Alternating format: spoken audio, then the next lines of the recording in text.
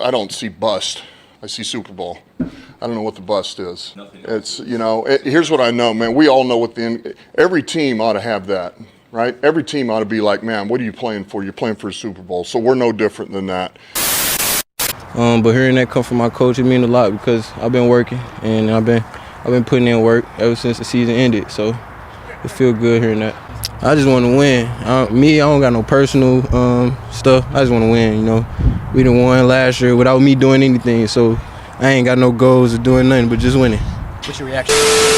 My Detroit Lions fans, I'm so happy to be talking to you guys again. And I do say I am not a fan of the Detroit Lions, but when you just love football and you just love certain coaches, you love certain players, you love maturations of teams, you love teams that used to have a bad rep, and then now you see them today and they're really the real threat. They're the bullies of the league now. It's just so beautiful. As long as I have known football, loved football, even when Matthew Stafford and Megatron were there, they were a joke. Lions were a joke. And so, you guys had one phenomenal, legendary, and it's still considered a Cinderella story of last year, but I am so ready for the Cinderella story narrative to be absolutely demolished this upcoming season. There are a few that I really want to harp on and talk about with this Detroit Lions fan base, but the first thing I want to really bring up is something that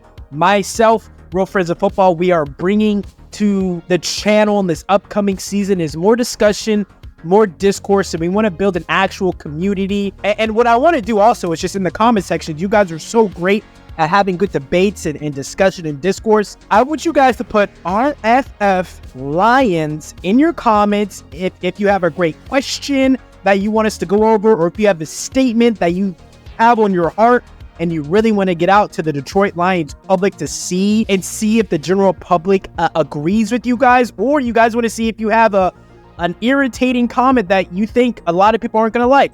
Go ahead, put RFF Lions in your comment so I can get to it. Question or statement, doesn't matter. Now, the first bit of news that I want to go over, and I think it's probably no doubt the most exciting news for the Detroit Lions this offseason that I have seen. Dan Campbell came out in a press conference and said, and he's not a bullshit artist, right? One thing we know about Dan Campbell is he's going to be direct. There's so many coaches that are by the book. There's so many coaches they're going to tell you what you want to hear so you don't have any negative thoughts on the player. But Dan Campbell, if a player's not playing up to snow, he's either going to say it or just try to change the subject. He's not going to bullshit you.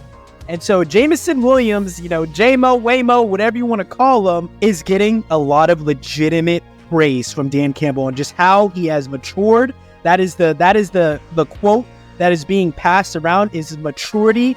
And I think that is a on the field, off the field thing. This kid played at Alabama.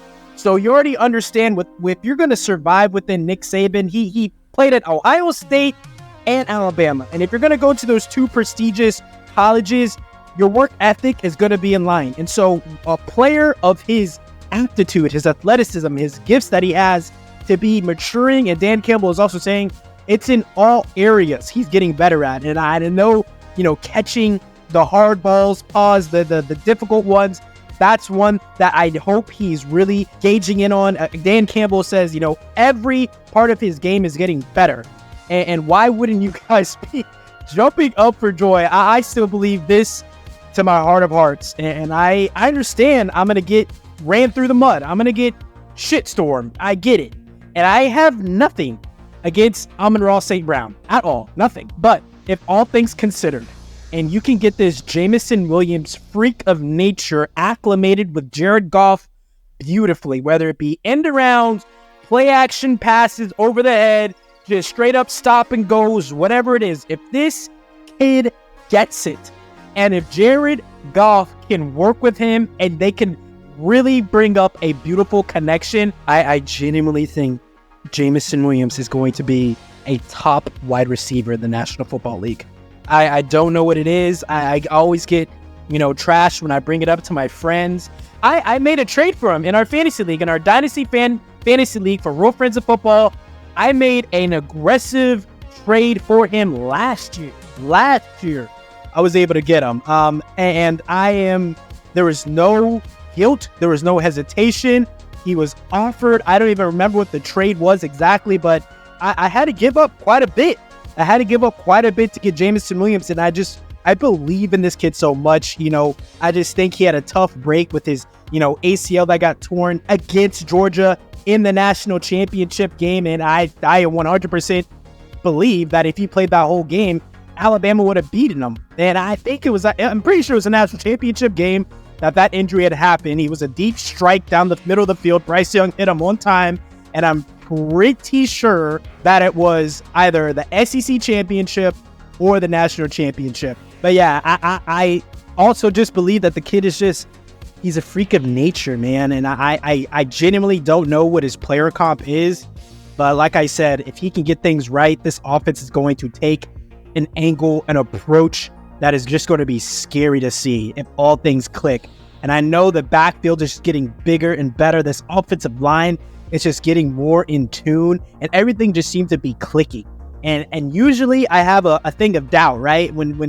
So with the Texans, I have a feeling of doubt of them being able to, just consistently look as great as they did last year. I don't think they're going to be bad, but it's the consistency of how they look. But with you guys, I just think it's just going to be from start to finish. Y'all are just going to be dogs beating the shit out of people. And I hate to swear, I hate to cuss, but I just think the Lions, it's just a new. You're brash. Dan Campbell really embodies the feeling of Detroit, along with, Aiden Hutchinson and Brian Branch, who actually, unfortunately, I'll tell you guys right now, there is an injury that he has in OTAs. Brian Branch did get hurt. And, regarding the injury with Brian Branch, it just seems as if he was seen in a walking boot. Okay, he was seen in a walking boot, but Dan Campbell came out and said pretty much he just needed a little bit of cleanup after the last season. So it's probably just, maybe some type of surgery that he needed in his foot. Dan Campbell didn't seem too bothered about it, but something that I would like to say is the beauty of Brian Branch getting hurt. And I don't like to see beauty when a player gets hurt, especially a player that I like. You guys heard me time and time again really rave about Brian Branch. But what you guys were able to do was sign cornerback Amik Robertson from the Las Vegas Raiders. And this guy, I've always appreciated his game. I've always loved his game. Even when he came out of Louisiana Tech, I thought this kid was going to be great. And he's just shown that. And he got a 2-year deal with you guys. And so I even believe that when Brian Branch is going to be playing, they're going to beautifully be playing off of each other. Amik Robertson and Brian Branch, it is when you guys go into those dime packages or even those nickel packages, and the extra guy is going to be Amik Robertson, but you're going to have Brian still in his safety position. Whatever it is, those two guys in the field at the same time, great instincts, great ability to get your hands on the ball, and they're not afraid to lay the wood on anybody. And so Brian Branch, star defensive rookie of last year, in a walking boot, but everything seems positive and beautiful and hunky-dory. So we love that. And then the last thing that I really want to bring to the table is, so you guys made an incredible trade in the offseason that I really, really liked. You guys, and I'm going to talk about this guy, but let me show you what the Lions do, how they work, how they go about their business. You guys drafted Terrion Arnold, right? My cornerback one, we've already talked about this. You guys drafted Ennis Rackstraw Jr., the corner out of Missouri, in the second round. You guys went and got him. So clearly you guys are putting a lot of energy into that defensive back area. You still have Emmanuel Mosley. He's still got some good years left in him for sure. You got him for another year. 1 year is what you guys are signed up for. But Carlton Davis, the third. And like I told you guys already, Jamar Chase, right? Whatever you think of him, if you think he's a top 5 receiver in the National Football League, top 3 or top 1, okay? He is on record saying, and I'm a Bengals fan, so I know this, who is the hardest, most difficult corner that you ever had to play against? And he said Carlton Davis III. That is with Jamar Chase's words. And so you have a veteran like Carlton Davis, and you have quotes of him at OTAs just talking about how excited he is to not just play for the Detroit Lions. Like, let's get things square. Carlton Davis did not say, I'm happy to just be in Detroit because this is a good team, or like, I'm happy because of the culture. He didn't bullshit you. Carlton Davis verbatim said he is happy to be with the Detroit Lions because of the potential of winning a Super Bowl. Super Bowl. Let that sink in, Detroit.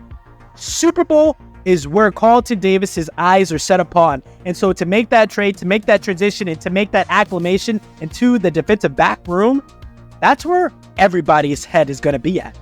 Let's go into this, right? Let's go into this real quick, and we're going to wrap it up. At the beginning of the 2023 season for the Detroit Lions, I don't know where you were, but I wasn't at Detroit Lions potentially Super Bowl, but they were. The organization was. And you saw what they did all the way up to the NFC Championship. Beautiful stuff. Great stuff, right? This year round, let this sink in. Your team, the Detroit Lions, the joke for the past 25 years along with the Cleveland Browns, right? They are going into the 2024 season with Super Bowl or bust energy. Damn. Like, comment, and subscribe.